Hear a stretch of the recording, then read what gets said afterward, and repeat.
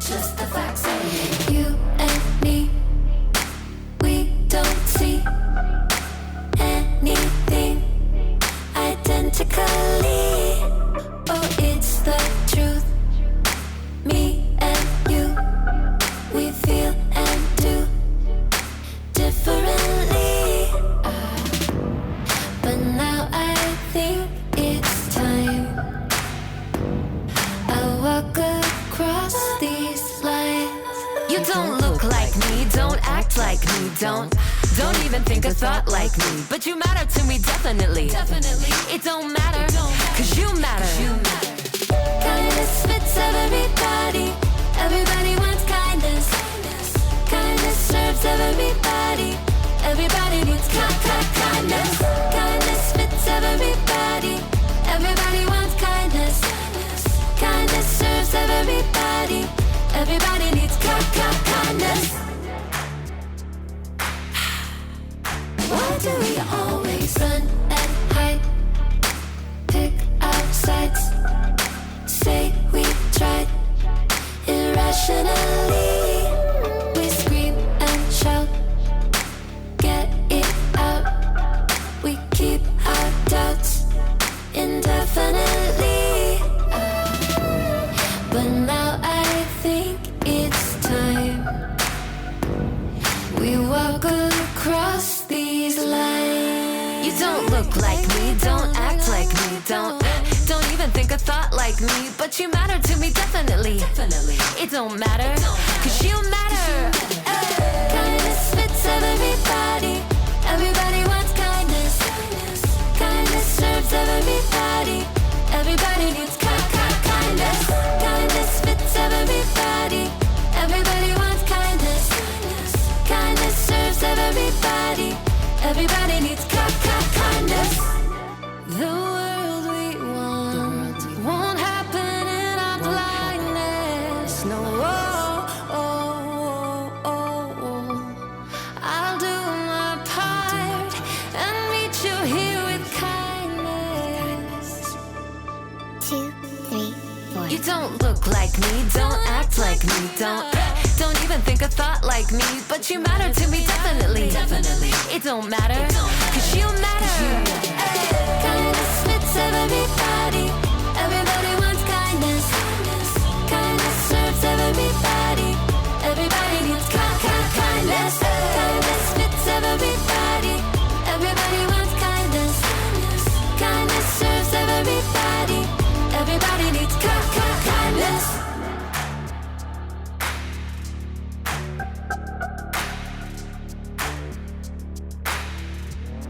Boom, boom, boom, boom.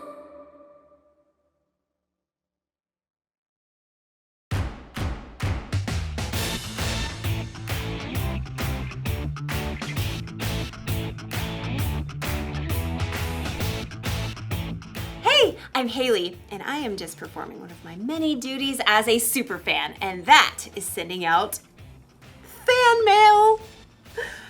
Special delivery! Ooh, see? Ta-da! Ooh, shiny. Yeah. It's important for my favorite people to know that they're my favorite people. That's part of kindness. Kindness is showing others they are valuable by how you treat them. Dear Kyle, I like your smile. You can shoot basketballs a quarter mile. Let someone else rebound every once in a while. Your biggest fan. But don't get me wrong. I'm not just a fan of famous athletes. I'm fans of all kinds of people. Dear Mom, you're the bomb. You're like the coolest.com. You make me want to shake a pom-pom. Your biggest fan. Hey. Dear sis.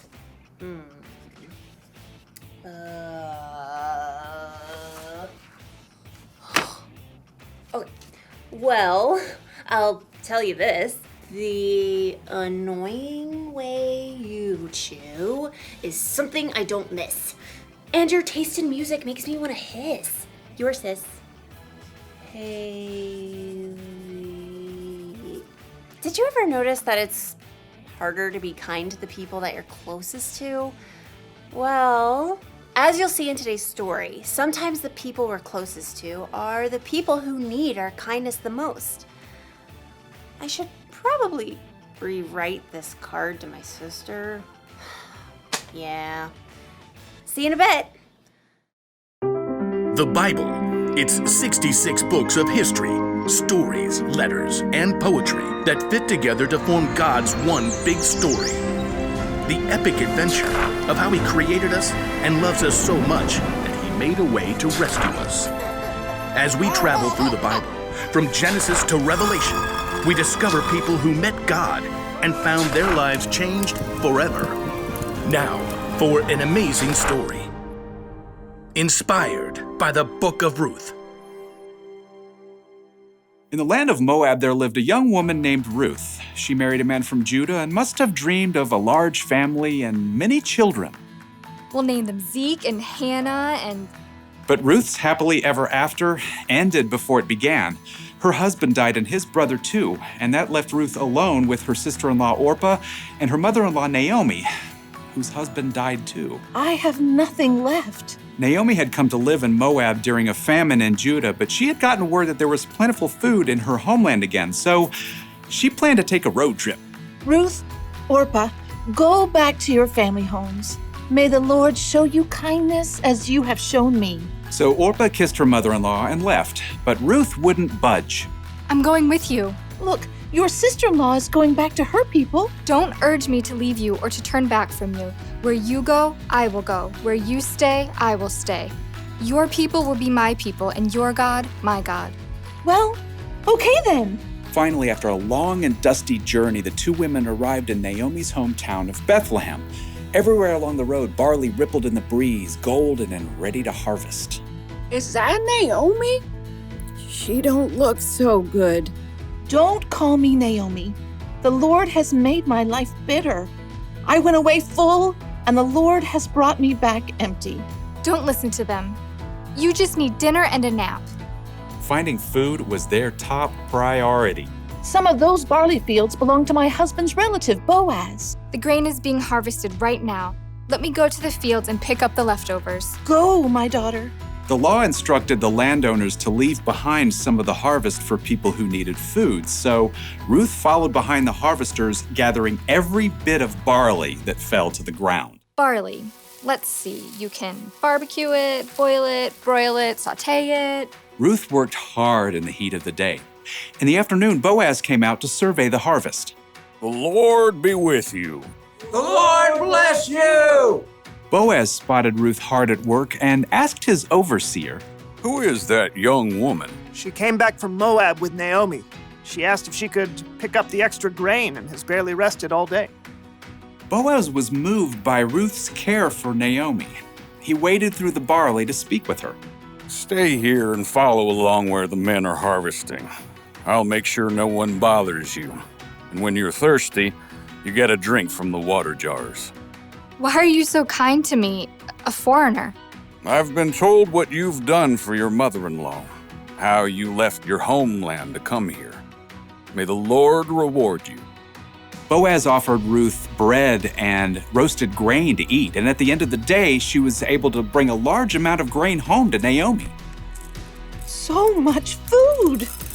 Ruth continued to work in Boaz's fields until the end of the grain harvest, but even then, life would have been very difficult for two women living alone together. So Naomi laid out a plan for Ruth. I will do whatever you say. At the end of the harvest, the workers threshed the grain to separate the edible kernel from the straw. Then they held a big celebration. When the meal was over and the lights burned low, Boaz laid down near the pile of grain to sleep. Ruth arrived and approached Boaz just as Naomi had told her to do. She folded the blanket away from his feet and lay down nearby. Who's there? It's me, Ruth. Please give me your protection since you're responsible for our family. Boaz was surprised, but what Ruth had said was true. The Lord bless you. Don't be afraid. I'll do what you ask.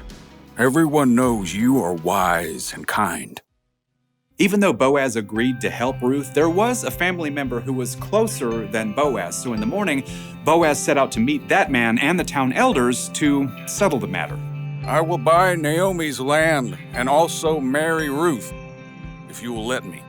Well, I sure can't purchase Naomi's land and take care of my own land too. So we're good? Go right ahead. Today, you are all my witnesses that I will buy Naomi's land and marry her daughter-in-law, Ruth. As soon as it could be arranged, Boaz and Ruth were married. Naomi came to live with them, and a short time later, Ruth and Boaz had a new baby boy. His name is Obed. Aren't you the sweetest little thing? So through the kindness of Boaz and Ruth, Naomi had a brand new home and a brand new family too. Everyone could see the difference in her face. Praise be to the Lord. He's given you a new lease on life, Naomi. Yeah, that Ruth is better to you than 7 sons. Now, Ruth's story doesn't end there. Her son Obed had a son named Jesse, who had a son named David, King David. And hundreds of years later, a new baby boy was born in Bethlehem who was a descendant of King David, and his name was Jesus.